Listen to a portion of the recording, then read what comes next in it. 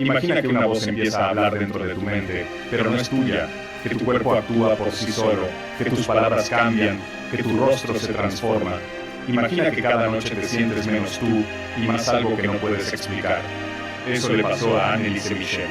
Y no una vez, le pasó durante meses, a solas, en medio del silencio, en medio de rezos, lágrimas y gritos que nunca debieron escucharse. Esta historia no es una invención, es real, demasiado real. Y lo que ocurrió en los últimos días de su vida te costará dormir. Anneliese Michel no era diferente a muchas chicas de su edad. Nació en Alemania en el año 1952, en una familia profundamente religiosa. Estudiaba, tenía amigas, iba a misa con regularidad, pero en su interior algo se gestaba, algo que ni los médicos, ni su familia, ni siquiera la iglesia pudo anticipar. Fue durante una mañana cualquiera, mientras estaba en la escuela, cuando tuvo su primera crisis. Su cuerpo se tensó, sus ojos se pusieron en blanco, cayó al suelo sin poder moverse. Fue diagnosticada con epilepsia del lóbulo temporal, una condición neurológica grave, pero controlable.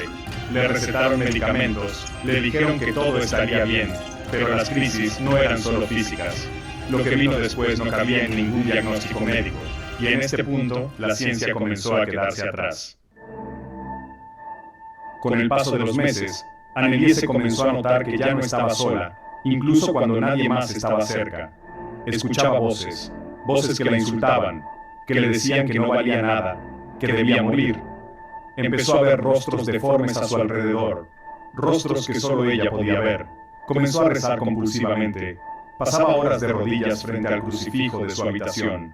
No podía entrar a una iglesia sin sufrir náuseas o desmayarse. Sus padres pensaban que era una depresión profunda.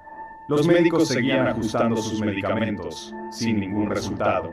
Pero cuando Anneliese empezó a hablar con una voz que no era la suya, en idiomas que nunca había aprendido, y cuando su cuerpo comenzó a mostrar señales imposibles de explicar, la familia ya no supo a quién acudir. Y todavía no te he contado lo más perturbador de este proceso, un detalle que los médicos nunca pudieron refutar y que revelaremos en los próximos minutos. Las grabaciones de ese periodo revelan un descenso lento y aterrador hacia algo que no parece humano. Su voz se volvía grave, profunda, gutural. Se autolesionaba con violencia, mordía paredes, comía insectos, dormía en el suelo, se negaba a comer comida bendecida. Decía estar poseída por varios demonios, no por uno, varios. Sus padres comenzaron a documentar cada cambio, cada palabra, cada manifestación. Y con ese material fueron directamente a la iglesia. No pidieron ayuda médica, suplicaron por un exorcismo. Durante meses el caso fue estudiado por autoridades eclesiásticas y finalmente, tras una revisión en secreto, 2 sacerdotes fueron autorizados para iniciar el ritual. Lo que ocurrió durante esas sesiones fue grabado y esas cintas aún circulan. Las escucharemos más adelante, pero antes hay algo que debes saber sobre el entorno que rodeó ese ritual. Entre los años 1975 y 1976, Anneliese Michel fue sometida a un total de 67 sesiones de exorcismo. A razón de 1 o 2 por semana, cada una podía durar hasta 4 horas.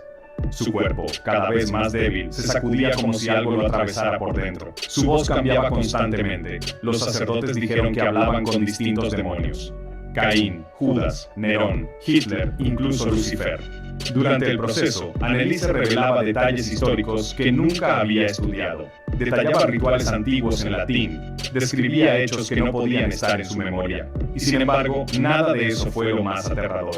Lo que más desconcertó a quienes escucharon las grabaciones fue la forma en que ella pedía ayuda, como si su alma aún estuviera atrapada detrás de esa voz oscura, suplicando que alguien la salvara desde el fondo. Y esa súplica fue lo último que muchos pudieron oír antes de que todo terminara. A medida que avanzaban los rituales, Anneliese comenzó a rechazar todo tipo de comida. Decía que las voces no la dejaban comer, que el alimento era veneno. Su cuerpo comenzó a apagarse lentamente. Perdió más de 20 kilos en pocas semanas.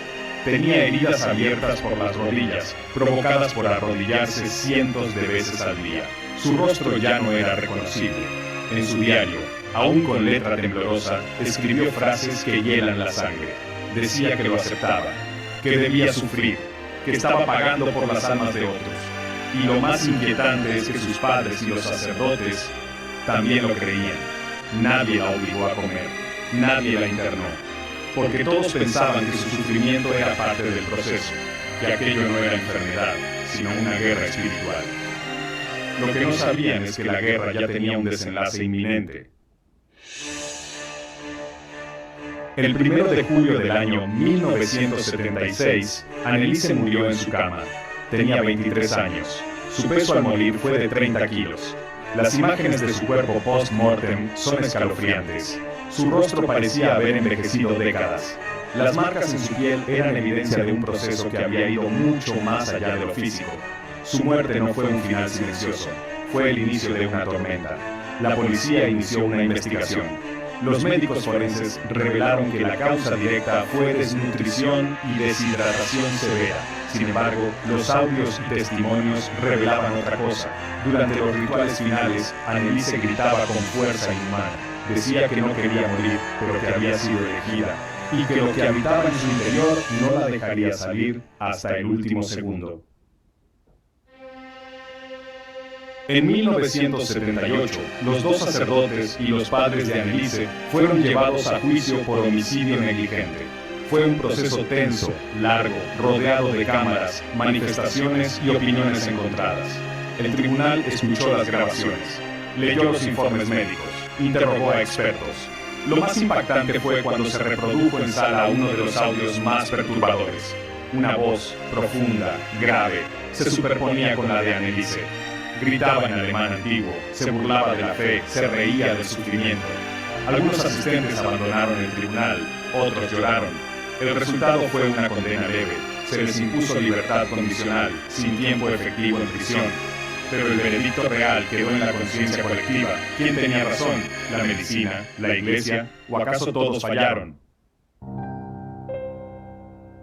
Décadas después, las grabaciones del exorcismo siguen circulando por internet. Las voces que se escuchan en ellas no parecen humanas. Especialistas en sonido han intentado explicarlas sin éxito. Algunos afirman que son producto de estados extremos de trance, otros que son manipulaciones. Pero quienes estuvieron ahí, quienes escucharon esas voces en persona, afirman que era algo más. Lo más perturbador no es lo que se grita, sino lo que se susurra. En una de las últimas sesiones, Anneliese dice una frase que parece romper la línea entre la vida y la muerte. Dice que está libre, que por fin puede ver la luz. Pero entonces, otra voz responde desde su garganta, aún no. Esa respuesta, hasta hoy, sigue generando escalofríos, porque nadie supo quién la dijo ni desde dónde. La historia de Anneliese Michel no es solo un caso de exorcismo, es un abismo, una frontera donde la razón y la fe se enfrentan, donde la ciencia no alcanza y la religión no siempre basta. ¿Fue una posesión real? ¿Una enfermedad no tratada? ¿Una mezcla de ambas? Lo cierto es que fue una joven que gritó por ayuda desde lo más profundo de su ser y que su eco aún sigue sonando. No hay respuestas definitivas, solo preguntas que incomodan. Y quizá eso sea lo más aterrador, porque si lo que le ocurrió a Anneliese fue real, entonces no estamos tan solos como creemos. Si el contenido de este video te ha gustado, suscríbete, comparte y activa la campanita de notificaciones. Así no te perderás el próximo video que será aún mejor. Además, responde la siguiente pregunta. ¿Crees que Anneliese fue realmente poseída o fue víctima del abandono y el fanatismo? Te leo en los comentarios. Hasta el próximo video.